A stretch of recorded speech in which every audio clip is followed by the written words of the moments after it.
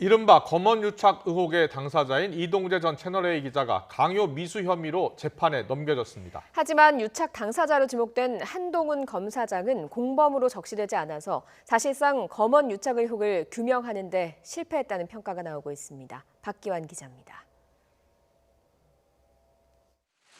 검언유착 의혹의 당사자인 이동재 전 채널A 기자가 강요 미수 혐의로 구속 기소됐습니다. 지난 3월 말 MBC 보도로 처음 의혹이 불거진 뒤 넉 달여 만입니다.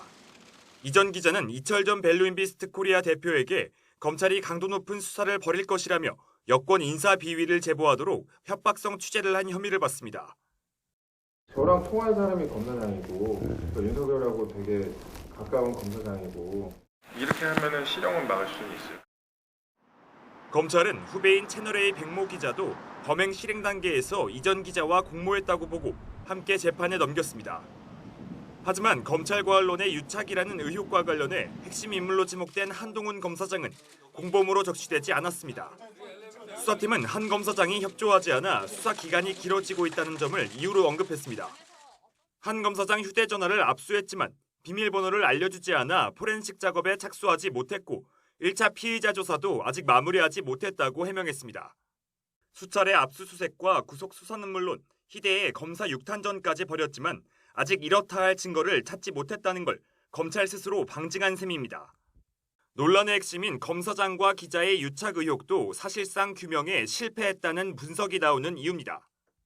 수사 상황을 공개하기로 한 사건이지만 검찰은 보도자료나 브리핑 없이 문자 메시지로 기소 사실만 알린 채 한 검사장의 공모 혐의에 대한 수사를 이어나가겠다는 뜻을 밝혔습니다.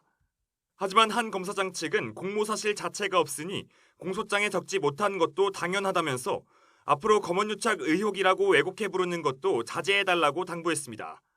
또 자신은 법에 정해진 절차에 따라 수사에 응해왔다며 몸싸움 사건을 일으킨 정진웅 부장검사를 수사에서 배제해달라고 요청한 상태라고 밝히기도 했습니다.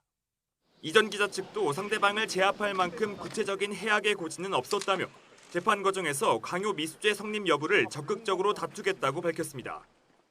검찰총장 최측근 검사장과 법조팀 기자 사이 유착 의혹으로 큰 파문을 일으킨 이번 사건은 추가 수사에서도 별다른 성과가 없을 경우 기자 개인의 무리한 취재 방식이 문제가 된 단순 형사 사건으로 결론 날 가능성이 커 보입니다. YTN 박기환입니다.